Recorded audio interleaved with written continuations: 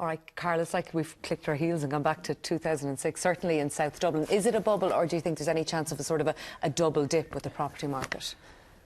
A bubble, by definition, normally has a couple of things that happen. You've got these price rises, and one of the core ingredients is to have credit go into it as well, and that really starts to push it up fast. I mean, you saw, for instance, that they're saying now the average house is 225,000. That's actually 6 times the average industrial wage.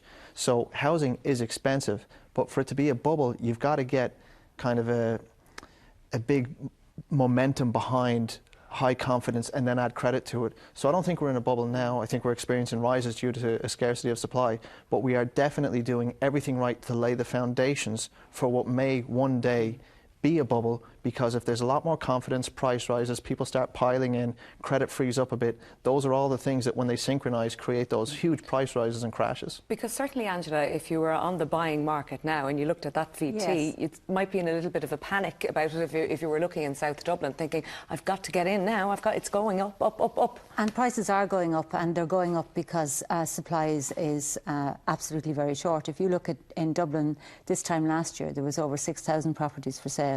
In Dublin at the moment, there are less than 3,000 properties for sale. But, you know, if we look at the sold price register last year, we'll see that in the country there was about 30,000 transactions last year, which is up 17% in the previous year. But that still only accounts for about 2% of housing supply. So while we're a long way from a normal functioning market, but if I was buying a house and in the market for a house, I probably would think I was in a bubble, because the supply is just not there. Prices are going up, but prices are going up purely, it's old-fashioned economics, it's supply and demand. And what I would say to people is, you know, don't panic. Absolutely don't panic. Make sure you're making a buying decision in a location, in a house that you're happy with and a house that you can afford. If you were looking in South Dublin, Jim, would you buy as soon as you can? Well, the problem in South Dublin, and indeed in many parts of Dublin outside the south, is that there's a basic lack of supply. You know, very few houses are coming on the market, and there's a pent-up demand because people haven't been buying for the last 3 or 4 years. So if you see a house that you really want, that suits all of your requirements and you can afford it, would I go for it? Yes, I would, because they have fallen back so substantially that, you know, I think the basic laws of demand and supply will force prices in South County Dublin in an upward direction. There's no indication, is there, that builders are going to start building houses anytime soon? Well, as John Fitzgerald said in the clip, a lot of builders have gone bust over the last 6 to 7 years. And it's also the fact that even if you have builders out there who are prepared to start building again, it's going to be very difficult to get the finance to do so, because, you know, the banks aren't exactly lending into that part of the economy. So over the last 2 years in Dublin, I think around 2,000 new residential properties have been started. It is estimated that Dublin needs 6,000 to 8,000 per annum new houses to be built to satisfy the demand of a rapidly growing capital city. So are they just sitting on zoned land then, Carla? Are they being greedy? Are they waiting for it to go up a little bit more? That kind of makes it sound like there's this big pre-plan to sit there and wait and then, you know, cash in when the moment. You probably forgive our viewers for being cynical when it comes to the word developers, in fairness. And I can't disagree with an element of cynicism. However, you know, credit is going to start to turn a little bit. AIB brought out a fund which was €350 million for development specifically, and is that going to be taken up? I don't know. You see, when you start looking at the planning permissions and the zoned land, there's 30,000 planning permissions in Dublin sitting there that aren't being used. And then you've got to ask yourself, why? Well, precisely. You know, what are they for? Where are they?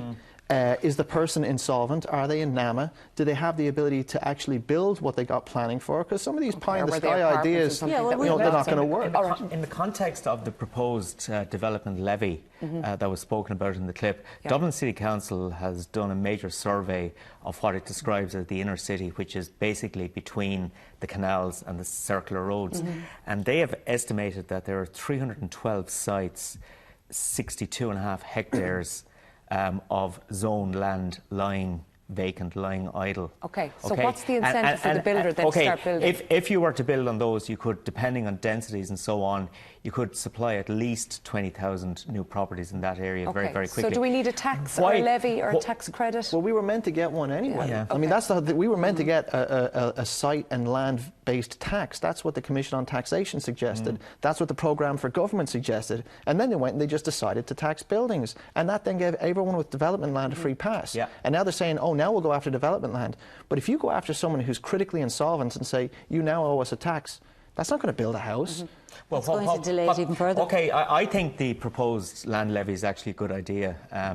Obviously, it should be part of a package to bring forward building. So, for example, if you introduce it on the 1st of January 2016, and if between now and 1st of January 2016, whoever owns the land either puts it on the market to sell it or starts to develop it, well, then they don't pay the levy.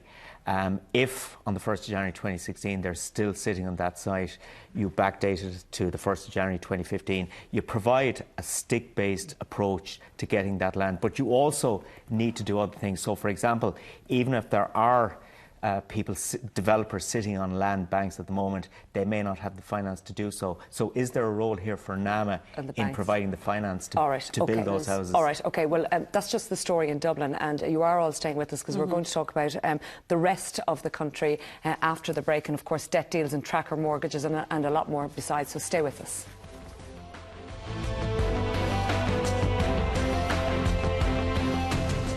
Still with us, our economist Jim Power, Angela Keegan from myhome.ie and Carl Dieter from the Irish mortgage broker, should I say. Angela, parts of the country still plummeting, still going right down.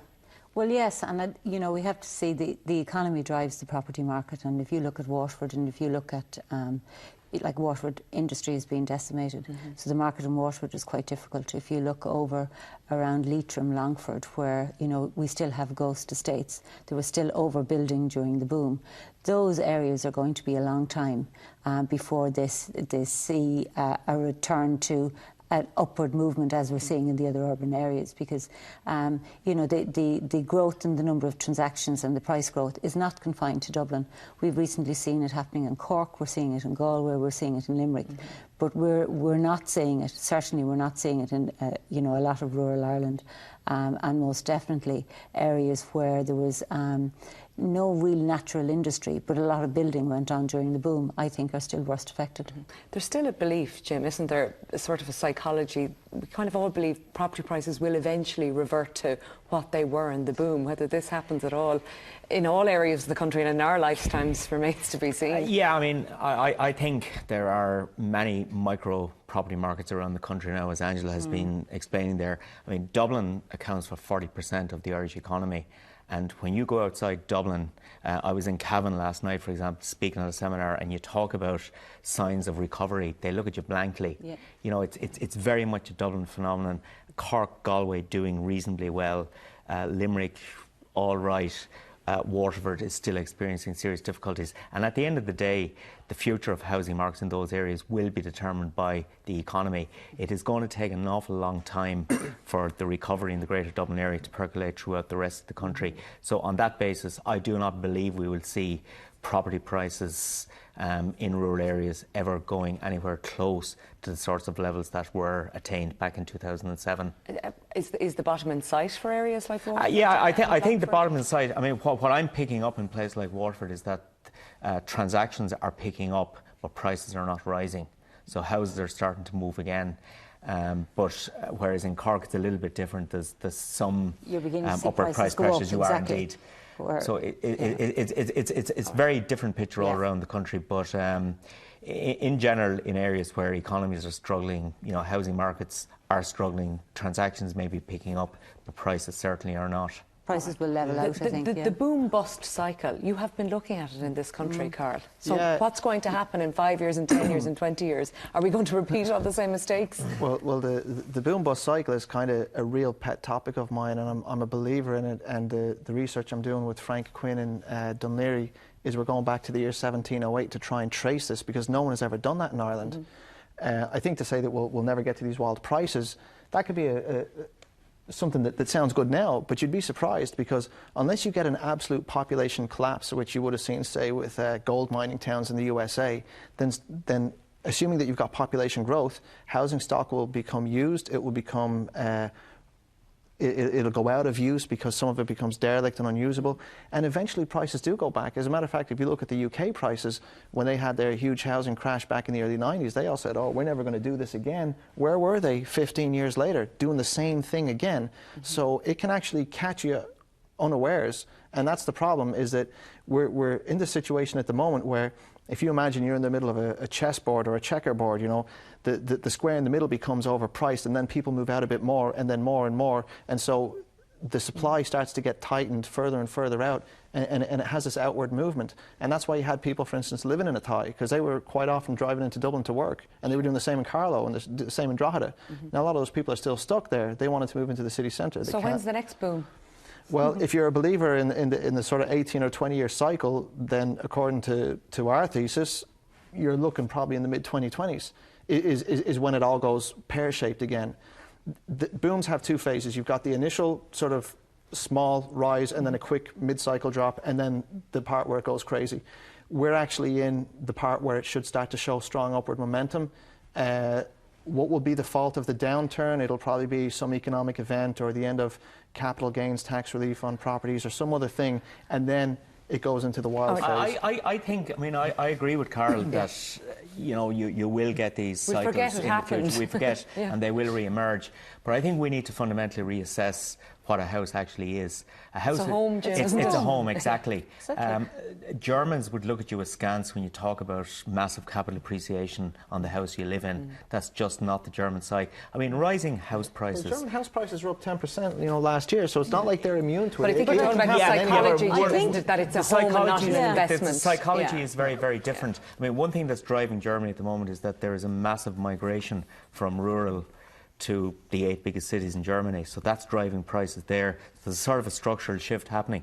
But I think we should be putting policies, and I don't like too much regulation in any market, but I think we need to be putting policies in place to prevent those sorts of bubbles from re-emerging. But I think, Jim, if you look at what's happened over the last number of years, where you did have people moving from a 3-bed to a 4-bed, and then people moving from the 4-bed to the next move, that stopped. And the hope, well, not the hope, but we're not saying people make that additional move. Will you talk when you think? We're running out of time, Angela, and Jim, I'm sorry for cutting across, because we are running out of time, and I just want to mention the bank debt deal that we had on the 5:30 news. I don't know how much you know about it. All we know, the €150,000 write-off for a couple, and they've just 200,000 left on their mortgage. A lot of people watching tonight were thinking, there's hope for me. This is going to happen to me. Yeah, well, I think inevitably over the next 24 months you're going to see the rolling out of more and more deals like that, because the banks for the last 2 or 3 years have either been unwilling or unable to tackle this issue in any meaningful way. It is going to happen because this couple that we read about today, they were never going to be able to pay that mortgage back. So it was a question of when the banks would face up to that reality. They're now being forced to do so. You're going to see a lot more of that over the next 24 months, in my view. Money, Carl? Yes. I would imagine yes. I suppose, you know, when you talk about people watching who have mortgage problems, my heart really does go out to the people who are watching who've been repossessed already, where had the bank given them 150 grand off their mortgage or more, that they'd still be in their home now. So, you know, I think there's some positive sides to it. As regards what the final outcome will be, it's really hard to say, but there's also part of me that wonders, when there's 100,000 people on a housing list, should we be deploying that kind of money to people who can't pay for something? It's really a moral question. All right, OK, thanks indeed, Carl, Angela and Jim, for coming in this evening. Appreciate that. All right, after the break, the easy way to save money on your household bills. You don't even have to leave the couch. Stay with us.